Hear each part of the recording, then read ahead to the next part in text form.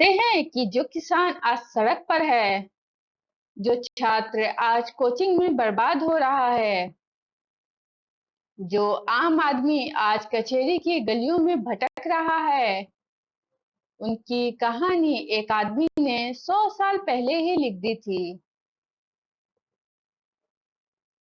और सबसे डरावनी बात, हमने कुछ नहीं सीखा।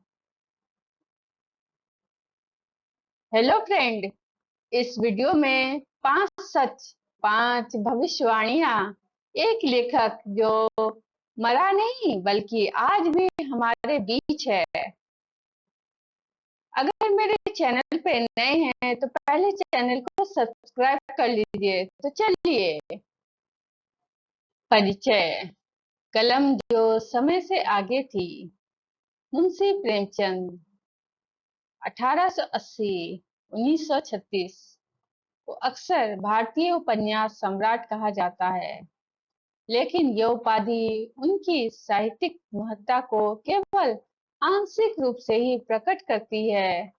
प्रेमचंद वास्तव में समाज चिकित्सक थे, जिन्होंने अपनी कलम से न केवल अपने समय की बीमारियों का निदान किया, बल्कि उन बीमारियों के भविष्य में फैलने की भयावहता को भी अंकित कर दिया।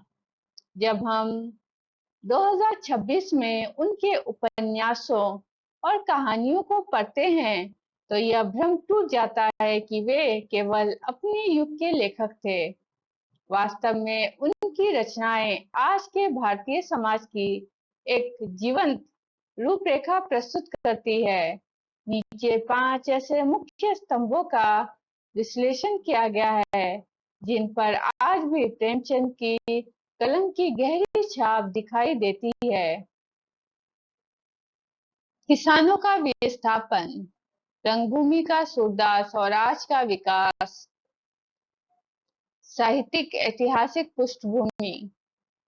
प्रेमचंद का उपन्यास रंगभूमि भारतीय किसान के विस्थापन की पहली साहित्यिक चेतावनी थी।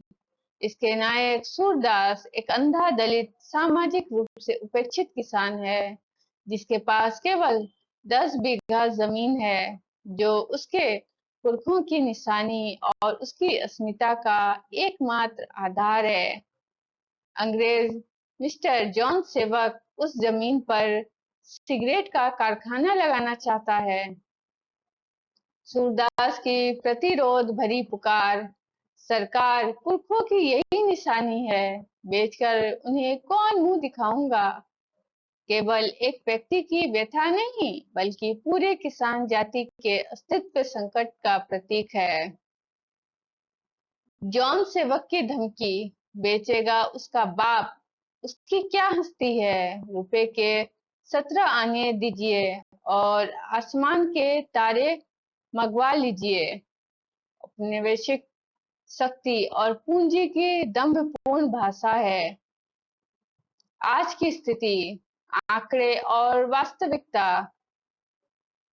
प्रेमचंद ने जो रंगभूमि में दिखाया, वह आज भूमि अधिग्रहण, शहरीकरण और कॉरपोरेट कृषि के रूप में साकार हो रहा है।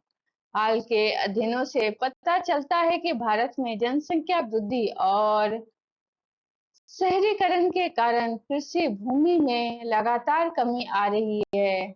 ARDL और SEM मॉडल के अनुसार दीर्घकाल में प्रति यूनिट शहरीकरण दर पर 0.51 हेक्टेयर और प्रति यूनिट जनसंख्या वृद्धि पर 0.45 हेक्टेयर कृषि भूमि की हानि होती है।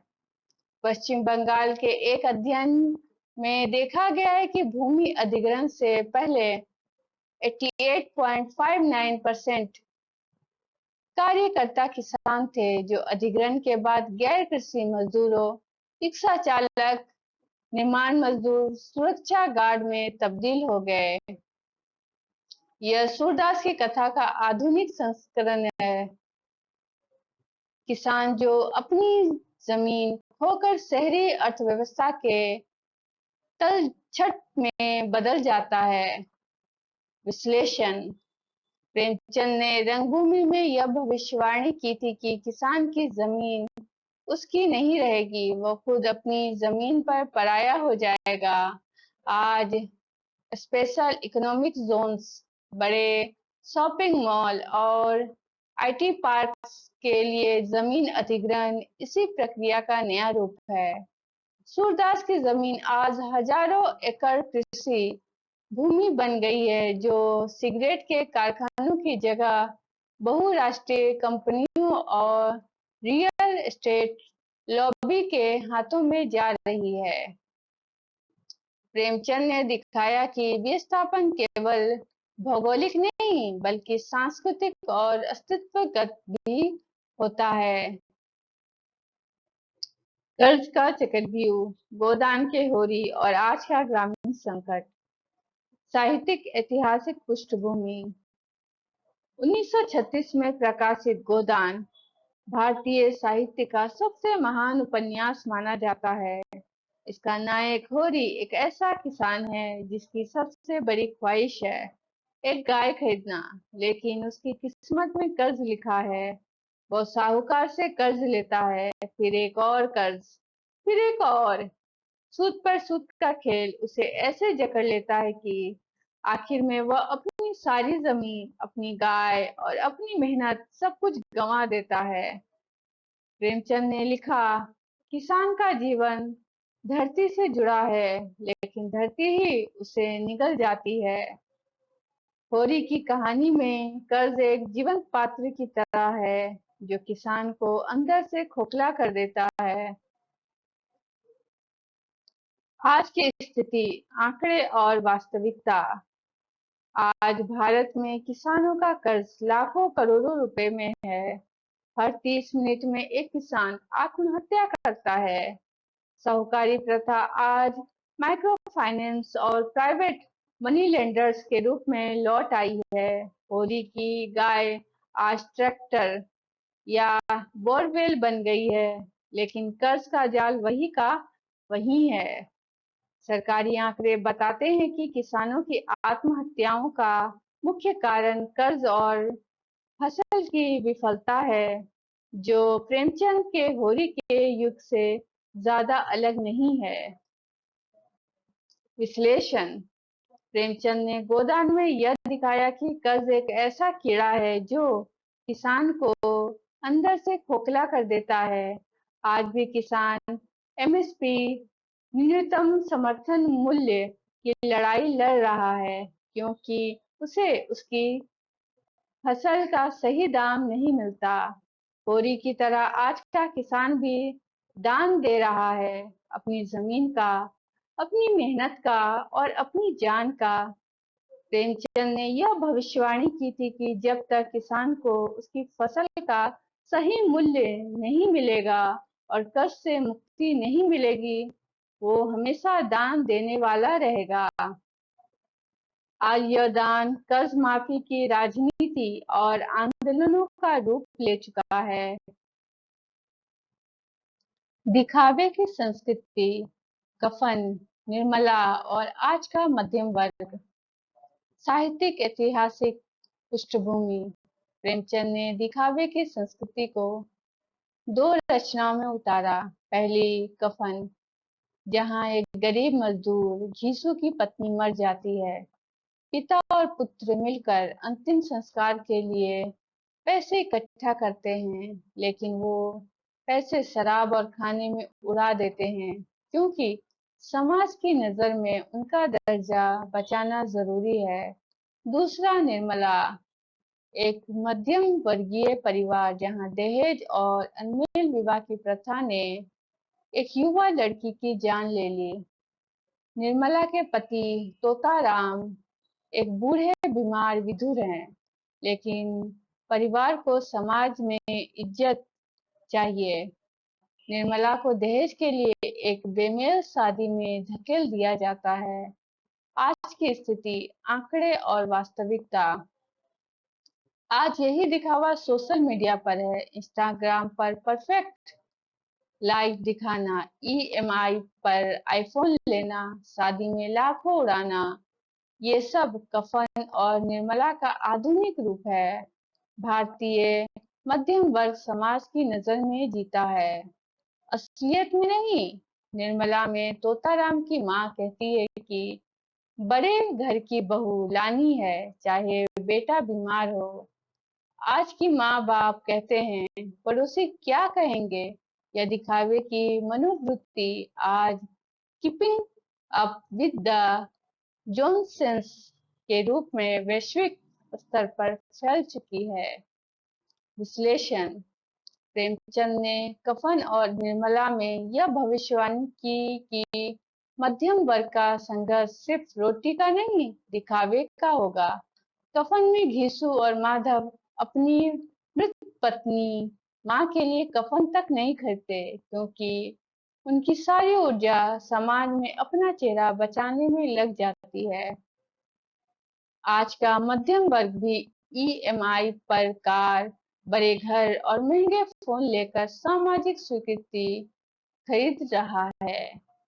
निर्मला में दहेज और बेमेल विवाह आज भी स्टेटस सिंबल के रूप में मौजूद है। प्रेमचंद ने दिखाया कि दिखावा गरीबी में भी हो सकता है और अमीरी में भी। यह एक मनोवैज्ञानिक बीमारी है, न कि आर्थिक। न्याय व्यवस्था और आम आदमी, पंच परमेश्वर से आज की अदालत तक। साहित्यिक ऐतिहासिक पृष्ठभूमि। प्रेमचंद की कहानी पंच परमेश्वर में दो दोस्त अलगू चौधरी और जुम्मन शेख की दोस्ती टूट जाती है जब जुम्मन अपनी बुआ की जमीन हड़प लेता है। बुआ पंचायत में जाती है। पंच अलगू चौधरी बैठते हैं, जो जुम्मन के सबसे घनिष्ठ मित्र हैं, लेकिन अलगू न्याय के लिए अपनी दोस्ती कुर्बान कर देते हैं, जुम्मन को सजा सुनाते हैं। प्रेमचंद ने लिखा, पंच के पद पर बैठकर न कोई किसी का दोस्त होता है न दुश्मन। न्याय के सिवा उसे और कुछ नहीं सूझता। यह कहानी ग्रामीण न्याय व्यवस्था का आदर्श चित्रण है। आज की स्थिति, आंकड़े और वास्तविकता। लेकिन आज आज पंच में परमेश्वर नहीं, पैसा बोलता है। आज का आम आदमी कचहरी के चक्कर काट काट कर थक जाता है। भारतीय अदालतों में 5 करोड़ से ज्यादा मामले निलंबित हैं।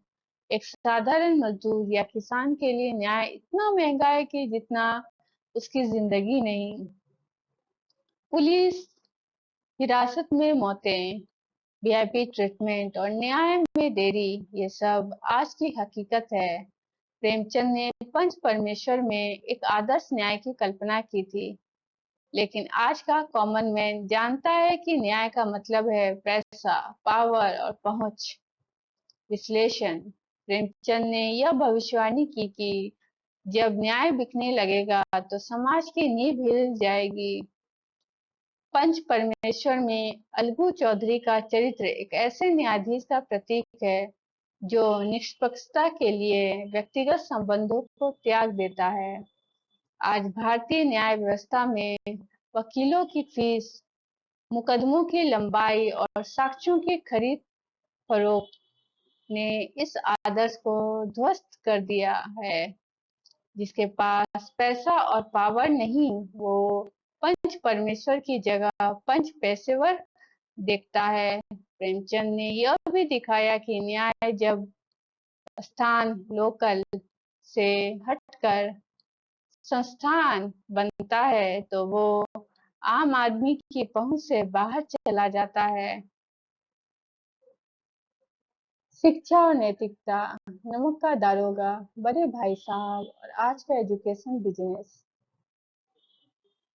साहित्यिक ऐतिहासिक पृष्ठभूमि। प्रेमचंद ने शिक्षा व्यवस्था पर 2 महत्वपूर्ण कथाएं लिखी।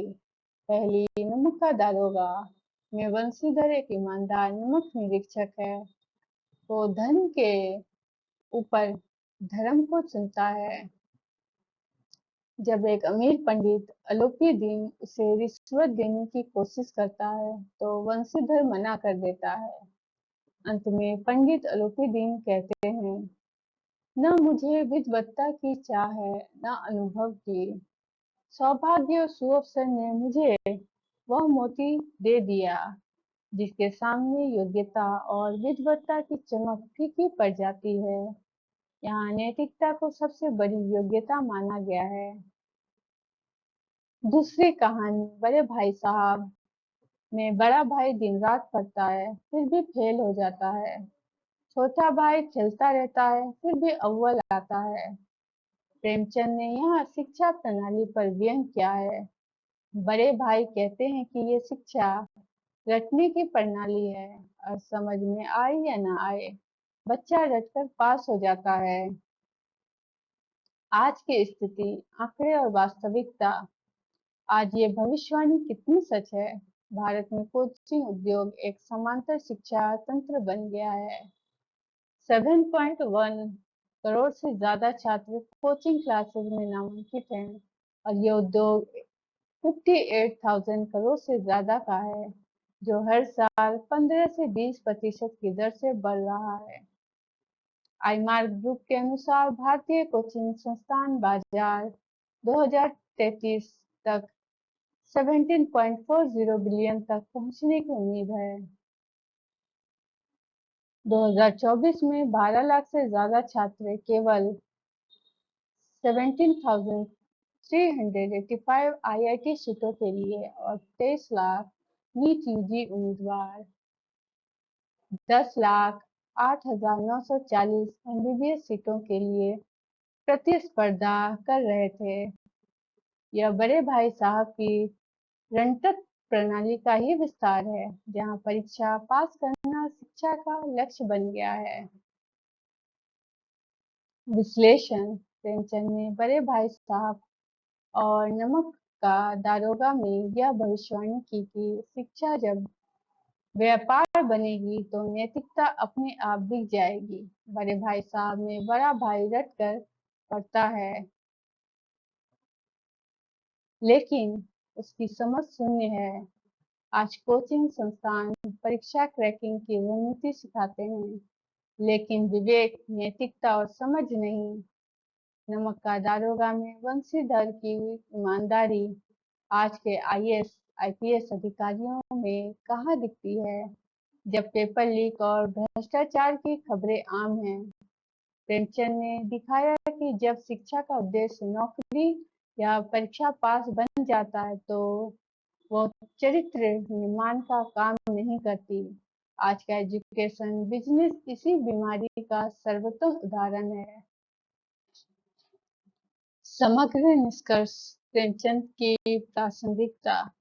प्रेमचंद ने अपनी रचनाओं में भविष्यवाणी नहीं की थी बल्कि चेतावनी दी थी। उन्होंने कहा था कि अगर हम अपनी सामाजिक बीमारियों को नहीं सुधारेंगे तो ये हमें निगल लेगी। उनका प्रसिद्ध कथन, साहित्य का उद्देश्य मनोरंजन नहीं समाज सुधार है, आज भी उतना ही प्रासंगिक है।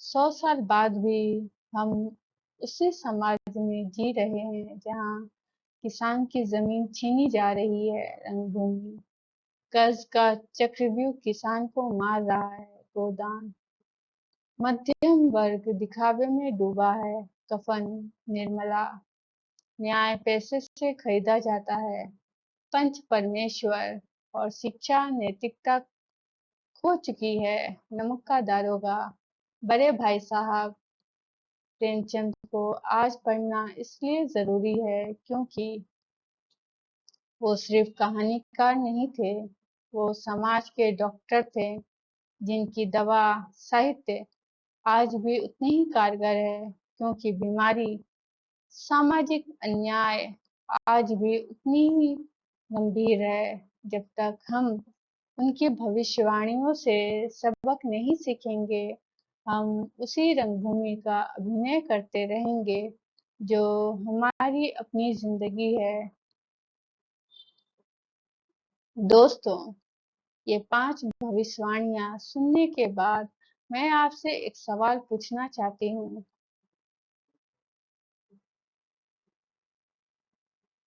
क्या हमने 100 साल में कुछ सीखा या सिर्फ स्मार्टफोन बदल दिए? कमेंट में ज़रूर बताइए, इन 5 में से कौन-सी भविष्यवाणी आपको सबसे ज़्यादा यहाँ तक पहुँचाती है? और अगर ये वीडियो आपको रात भर सोचने पर मजबूर कर गया, तो इसे लाइक करिए। उस दोस्त के साथ शेयर करिए जो कहता है, पुरानी किताबें बोरिंग हैं। और हाँ, सब्सक्राइब करके बेल आइकन दबा लीजिए, क्योंकि ऐसी वीडियो जो आपकी सोच बदल दे यहीं मिलेगी। धन्यवाद।